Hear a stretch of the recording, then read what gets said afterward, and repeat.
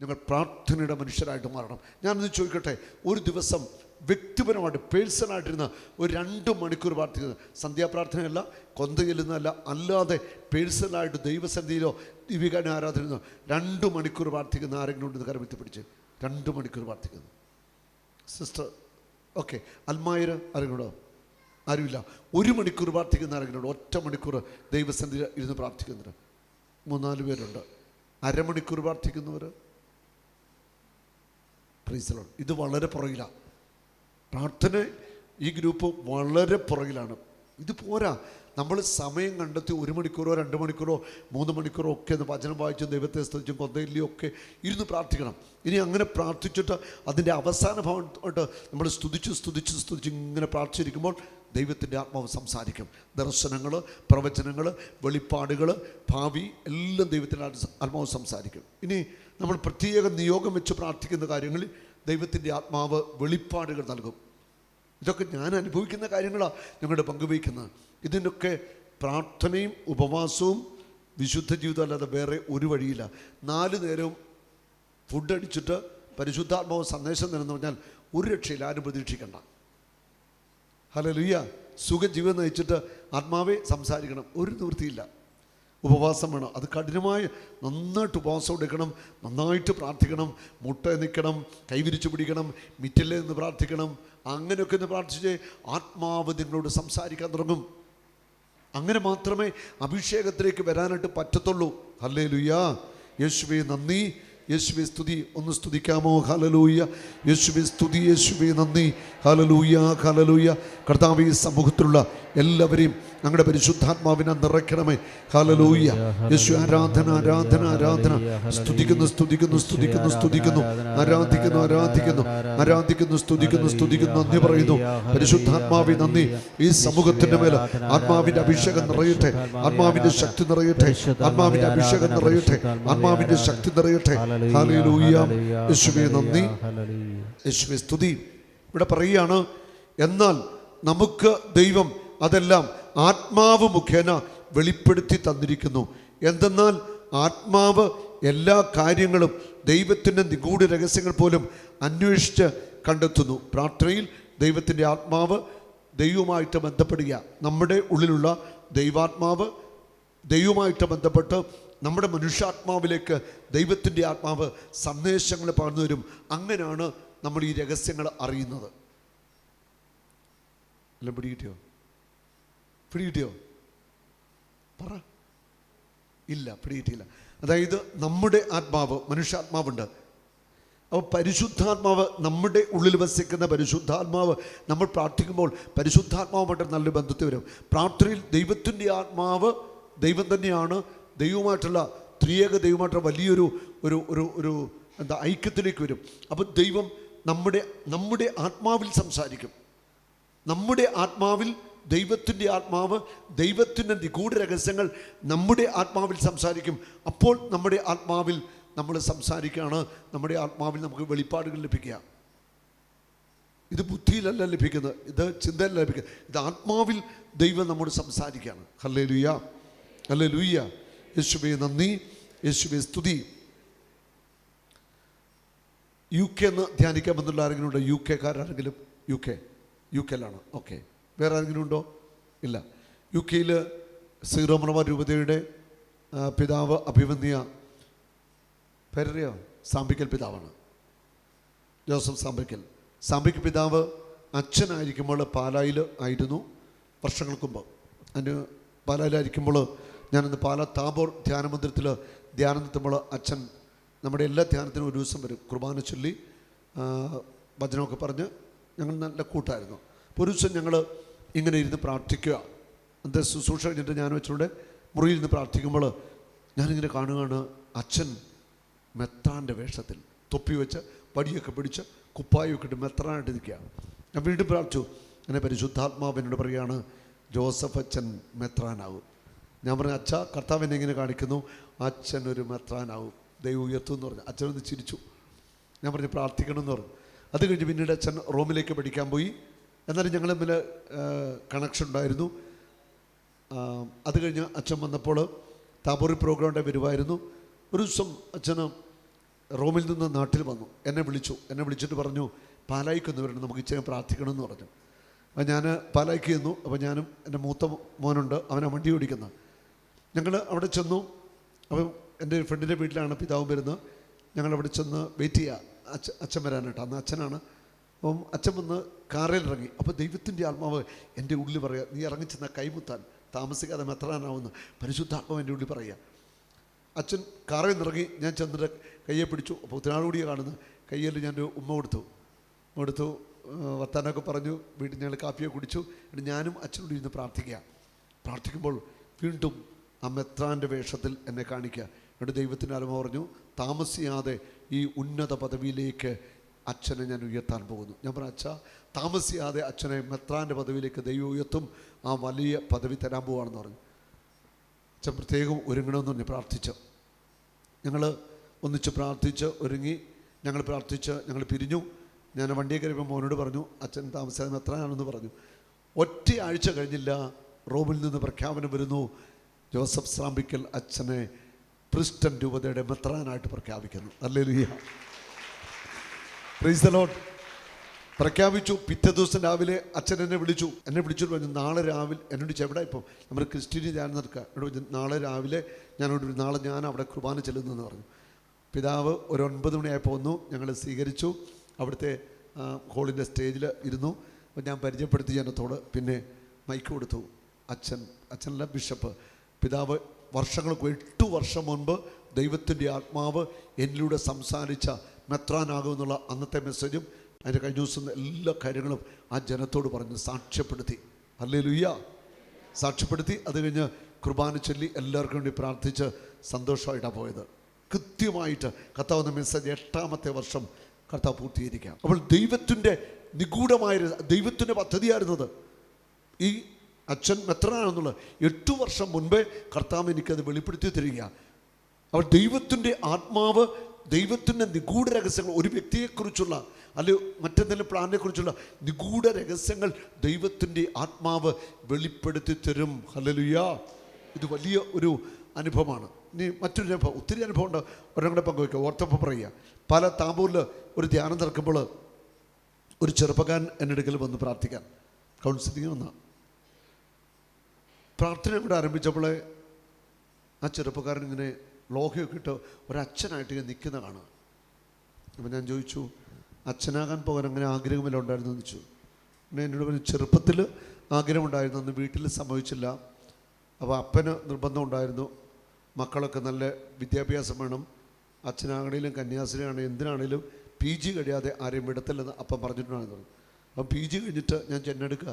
PG കഴിഞ്ഞിട്ട് post graduation കഴിഞ്ഞിട്ട് ഇപ്പോൾ മെഡിക്കൽ റെപ്രസെൻറ്റേറ്റീവായിട്ട് ജോലി ചെയ്യാം. ഞാൻ വീണ്ടും പ്രാർത്ഥിച്ചപ്പോൾ ദൈവത്തിന് ആത്മാവ് പറഞ്ഞു, ഈ മകൻ അച്ഛനാകും. ദൈവത്തിൻ്റെ വിളിയാണ്. ഞാൻ പറഞ്ഞു, കർത്താവ് ഇങ്ങനെ പറയുന്നു, ഒരു വൈദികനാകാനുള്ള വിളിയാണ് കർത്താവ് ഇട്ടിരിക്കുന്നത്. ഈ ധ്യാനത്തിൽ നല്ലൊരു പ്രാർത്ഥിക്കണം, ദൈവത്തിൻ്റെ ആത്മാവ് വിളിക്കുകയാണെങ്കിൽ പോകണമെന്ന് പറഞ്ഞു. അങ്ങനെ മെസ്സേജുകളൊക്കെ പറഞ്ഞ് ഞാൻ പ്രാർത്ഥിച്ചു. ധ്യാനം കഴിഞ്ഞു. ഞാനെങ്കിൽ പോന്നു. വർഷങ്ങൾ കഴിഞ്ഞു. പിന്നീട് ഒരു 15 വർഷം കഴിഞ്ഞു. കാഞ്ഞിരപ്പള്ളിയിൽ ഒരു പ്രോഗ്രാം നടക്കുമ്പോൾ അവിടുത്തെ സിസ്റ്റർ എൻ്റെ അടുക്ക് പറഞ്ഞു, ബ്രദറെ, ഇന്ന് കുർബാന ചെല്ലാൻ വരുന്നത് സാബു ബ്രദറിന് വളരെ അടുത്തറിയാവുന്ന ഒരു അച്ഛനാണ്. സാബു ബ്രദർ പറഞ്ഞ മെസ്സേജൊക്കെ അതുപോലെ പൂർത്തിയായ ഒരു അച്ഛനാന്ന് പറഞ്ഞു. പേര് പറഞ്ഞു. ഞാൻ ഓർക്കുന്നില്ലെന്ന് പറഞ്ഞു. കുർബാനയെല്ലാം അച്ഛൻ വന്ന് എന്നോട് ചോദിച്ചു, അറിയുമെന്ന് ചോദിച്ചു. ഞാൻ പറഞ്ഞു, ഓർക്കുന്നില്ല. ഞാൻ അന്ന് താബോറിൽ വെച്ച് എന്നോട് പറഞ്ഞു. അപ്പം ഞാൻ ഓർത്തു. അന്ന് ആ ധ്യാനത്തിൽ ഞാൻ ധ്യാനം കൂടി തീരുമാനിച്ചു വൈദികനാകുവാൻ. വീട്ടിൽ ചെന്ന് അപ്പൻ്റെ അനുവാദം മേടിച്ചു. എല്ലാവരും സംഭവിച്ചു. SJ ഈശോ സഭയിൽ ചേർന്നു. വൈദികനാണ്. അന്ന് കാഞ്ഞിരപ്പള്ളി ഈശോ സഭക്കാരുടെ സ്കൂളുണ്ട്, ഇംഗ്ലീഷ് മീഡിയം സ്കൂളിൻ്റെ ആയിരുന്നു ആ സമയത്ത്. അന്ന് കുർബാനയെല്ലാം വരുമ്പോൾ. ഇപ്പോൾ അത് കഴിഞ്ഞിട്ട് പിന്നീട് ഈശോ സഭയുടെ സുപ്പീരിയർ ജനറലായി ഈ വ്യക്തി. ഒന്ന് കൈയടിക്കാമോ? Praise the lord. സുപ്പീരിയർ ജനറലായിട്ട് പിന്നീട് ഈ അച്ഛൻ അവിടെ ദൈവം ഉയർത്തുകയാണ്. ഞാനിതൊക്കെ ഷെയർ ചെയ്ത് ദൈവത്തിൻ്റെ ആത്മാവ് സംസാരിക്കും. നിങ്ങളുടെയും എൻ്റെയും ഭാവിയും നാളെയും എല്ലാം ദൈവത്തിനറിയാം, കൃത്യമായിട്ടറിയാം. ദൈവത്തിൻ്റെ ആത്മാവ് വെളിപ്പെടുത്തും എല്ലാ കാര്യങ്ങളും. അപ്പം നമ്മൾ അതിനുള്ള വഴിയെന്ന് പറഞ്ഞാൽ നമ്മൾ പ്രാർത്ഥനയല്ലാതെ വേറെ ഒരു വഴിയും ഇല്ല. ഹല്ലേലൂയ. നമ്മുടെ കൺവെൻഷനിലാണ് ഇപ്പോൾ അസാധാരണമായിട്ട് ദൈവപ്രവർത്തികൾ തൊടുന്നത് സൗഖ്യത്തിലേക്ക് കർത്താവ് നയിക്കുന്ന ഒരു അനുഭവമാണ്. ഇത് ദൈവത്തിൻ്റെ ആത്മാവാണ് ഇതെല്ലാം ചെയ്യുന്നത്. ദൈവത്തിന് മാത്രമാണ് മഹത്വം. യേശു ചെയ്യുന്നു, യേശുവിന് മഹത്വം. Praise the Lord. എന്നെ ഒരു ഉപകരണമാക്കി ദൈവം ചെയ്യുന്നു, ദൈവത്തിനാണ് മഹത്വം. Praise the Lord. അപ്പോൾ നമുക്കിനി വീണ്ടും അല്പം കൂടെ വചനം കേൾക്കാം. വീണ്ടും പറയുന്നു, മനുഷ്യൻ്റെ അന്തർഗതങ്ങൾ അവൻ്റെ ആത്മാവല്ലാതെ ആരാണ് അറിയുക?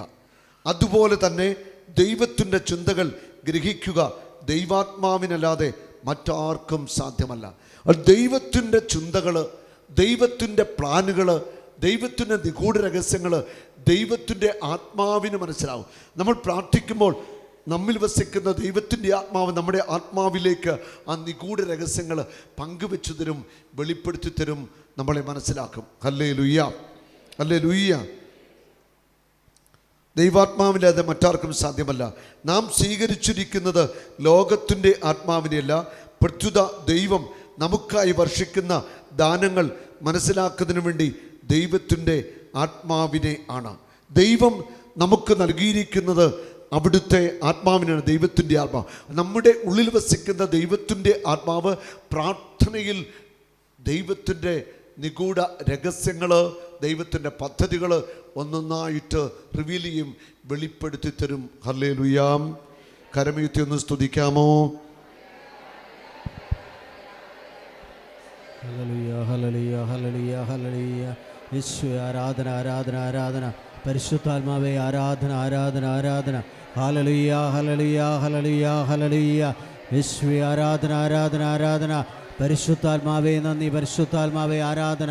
ഹല്ലേലൂയ, ഹല്ലേലൂയ, ഹല്ലേലൂയ, ഹല്ലേലൂയ. യേശുവേ ആരാധന, ആരാധന, ആരാധന. Praise the lord. യോഹന്നാന്റെ സുവിശേഷം 14-ാം അധ്യായത്തിൽ പരിശുദ്ധാത്മാവ് വ്യക്തിയാണ് എന്ന് തെളിയിക്കുന്ന വചനങ്ങളുണ്ട്. ഞാൻ അതേക്കുറിച്ച് ഒന്ന് പങ്കുവയ്ക്കുക. നിങ്ങൾ എന്നെ സ്നേഹിക്കുന്നെങ്കിൽ, 14-ാം അധ്യായം 15, 16, 17, എന്നെ സ്നേഹിക്കുന്നെങ്കിൽ എൻ്റെ കൽപ്പന പാലിക്കും. ഞാൻ പിതാവിനോട് അപേക്ഷിക്കുകയും എന്നേക്കും നിങ്ങളോടുകൂടെ ആയിരിക്കാൻ ദൈവം മറ്റൊരു സഹായകനെ അവിടുന്ന് നിങ്ങൾക്ക് തരികയും ചെയ്യും. മറ്റൊരു സഹായകൻ അതാരാണ്? പരിശുദ്ധാത്മാവ്. സഹായകനായ പരിശുദ്ധാത്മാവ്. യോഹന്നാൻ 14:26. എന്നാൽ എൻ്റെ നാമത്തിൽ പിതാവ് അയക്കുന്ന സഹായകനായ പരിശുദ്ധാത്മാവ് എല്ലാ കാര്യങ്ങളും നിങ്ങളെ പഠിപ്പിക്കുകയും നിങ്ങളെ അനുസ്മരിപ്പിക്കുകയും ചെയ്യും. പഠിപ്പിക്കും, അനുസ്മരിപ്പിക്കും. 16-ാം വചനം പറയുന്നു, മറ്റൊരു സഹായകനെ അവിടുന്ന് നിങ്ങൾക്ക് തരികയും ചെയ്യും. ഈ സത്യാത്മാവിനെ സ്വീകരിക്കാൻ ലോകത്തിന് സാധിക്കില്ല. കാരണം അത് അവനെ കാണുകയോ അവനെ അറിയുകയോ ചെയ്യുന്നില്ല. അവൻ എന്നാണ് പരിശുദ്ധാത്മാവിനെ യേശു വിളിക്കുന്നത്. എന്നാൽ നിങ്ങൾ അവനെ അറിയുന്നു, കാരണം അവൻ നിങ്ങളോട് ഒത്തു വസിക്കുന്നു, നിങ്ങളിൽ ആയിരിക്കുകയും ചെയ്യുന്നു. 17-ാം വചനം, അവൻ പരിശുദ്ധാത്മാവ് നിങ്ങളോട് ഒത്തുവസിക്കുന്നു, നിങ്ങളിൽ ആയിരിക്കുകയും ചെയ്യുന്നു. അവൻ എന്ന് പറഞ്ഞാൽ ഒരു വ്യക്തിയാണ്. യേശു പരിശുദ്ധാത്മാവിനെ, സഹായകനെ അവൻ എന്നാണ് വിളിക്കുന്നത്. അത് പരിശുദ്ധാത്മാവ് നമ്മുടെ ഉള്ളിൽ വന്നു കഴിയുമ്പോൾ മുതൽ ഒരു വ്യക്തിയായിട്ടാണ് പരിശുദ്ധാത്മാവ് പ്രവർത്തിക്കുന്നത്. ദൈവാത്മാവിനാൽ നയിക്കപ്പെടുന്നവരെല്ലാം ദൈവത്തിൻ്റെ മക്കളായിത്തീരും. റോമ 8:14. ഹല്ലേലൂയ. യോഹന്നാന്റെ സുവിശേഷത്തിൽ വീണ്ടും നമ്മൾ വായിക്കുന്നു 16-ാം അധ്യായത്തിൽ 12, 13, 14, 15 വചനങ്ങൾ. അവിടെ പരിശുദ്ധാത്മാവിനെ യേശു അവൻ എന്നാണ് പറയുന്നത്. ഇനിയും വളരെ കാര്യങ്ങൾ എനിക്ക് നിങ്ങളോട് പറയാനുണ്ട്, എന്നാൽ അവ ഉൾക്കൊള്ളാൻ ഇപ്പോൾ നിങ്ങൾക്ക് കഴിവില്ല. കാരണം പരിശുദ്ധാത്മാവ് നിങ്ങളുടെ മേൽ വന്നിട്ടില്ല. സത്യാത്മാവ് വരുമ്പോൾ നിങ്ങളെ സത്യത്തിൻ്റെ പൂർണ്ണതയിലേക്ക് നയിക്കും. അടുത്ത വചനം ശ്രദ്ധിച്ചേ. അവൻ സ്വമേധയാ ആയിരിക്കില്ല. ഉണ്ടോ? അവൻ പരിശുദ്ധാത്മാവാണ്. അവൻ സ്വമേധയാ ആയിരിക്കില്ല സംസാരിക്കുന്നത്. വീണ്ടും അവൻ കേൾക്കുന്നത് മാത്രം സംസാരിക്കും. വരാനിരിക്കുന്ന കാര്യങ്ങൾ അവൻ നിങ്ങളെ അറിയിക്കും. അവൻ എനിക്കുള്ളിൽ നിന്ന് സ്വീകരിച്ച് നിങ്ങളോട് പ്രഖ്യാപിക്കും. ഇപ്പം 4 തവണയെ. അടുത്തത്, അങ്ങനെ അവൻ എന്നെ മഹത്വപ്പെടുത്തും. ഹല്ലേലൂയ, ഹല്ലേലൂയ. യേശുവേ നന്ദി, യേശുവേ സ്തുതി. പിതാവിനുള്ളതെല്ലാം എനിക്കുള്ളതാണ്, അതുകൊണ്ടാണ് എനിക്കുള്ളതെന്ന് സ്വീകരിച്ച് അവൻ നിങ്ങൾ പ്രഖ്യാപിക്കും എന്ന് ഞാൻ പറഞ്ഞത്. ഈ വചനഭാഗത്ത് ഈ 4 വചനത്തിൽ 1, 2, 3, 4, 5, 6 തവണ പരിശുദ്ധാത്മാവിനെ അവൻ അവൻ അവൻ എന്നാണ് യേശു വിളിക്കുന്നത്. അവൻ എന്ന് പറഞ്ഞാൽ ഒരു വ്യക്തിയാണ്. Hallelujah, hallelujah. ഇനി പരിശുദ്ധാത്മാവ് വ്യക്തിയാണെന്നുള്ളതിൽ വീണ്ടും തെളിവുകൾ ധാരാളമുണ്ട്. ഒരെണ്ണം കൂടെ പറയുന്നു. എഫേസോസ് 4:32 രക്ഷയുടെ ദിനത്തിനു വേണ്ടി നിന്നെ മുദ്രിതനാക്കിയ ദൈവത്തിൻ്റെ ആത്മാവിനെ, പരിശുദ്ധാത്മാവിനെ വേദനിപ്പിക്കരുത്. എഫേസോസ് 4:30 രക്ഷയുടെ ദിനത്തിനു വേണ്ടി നിങ്ങളെ മുദ്രിതരാക്കിയ ദൈവത്തിൻ്റെ പരിശുദ്ധാത്മാവിനെ വേദനിപ്പിക്കരുത്. പരിശുദ്ധാത്മാവിന് വേദനിക്കുമോ? പറയുക, വേദനിക്കും. കാരണം പരിശുദ്ധാത്മാവ് ഒരു വ്യക്തിയാണ്. ഈ പാപം ചെയ്യുമ്പോൾ, അശുദ്ധിയിൽ ജീവിക്കുമ്പോൾ, അഹങ്കരിക്കുമ്പോൾ, മ്ലേച്ഛ പാപം ചെയ്യുമ്പോൾ, ലൈംഗിക പാപം ചെയ്യുമ്പോൾ പരിശുദ്ധാത്മാവ് വേദനിക്കുകയാണ്. വചനത്തിന് എതിരായിട്ട് ചിന്തിക്കുമ്പോൾ, ജീവിക്കുമ്പോൾ നമ്മുടെ ഉള്ളിൽ വസിക്കുന്ന പരിശുദ്ധാത്മാവ് സങ്കടപ്പെടുക, വേദനിപ്പിക്കുക. രക്ഷയുടെ ദിനത്തിനു വേണ്ടി നിന്നെ മുദ്രിതനാക്കിയ പരിശുദ്ധാത്മാവിനെ ഒരിക്കലും വേദനിപ്പിക്കരുത്. ഹല്ലേലൂയ. ഒരു നാളും നീ അനാഥനല്ല, ഒരു നാളും നീ അന്യനല്ല, ഒരു നാളും നീ അനാഥനല്ല.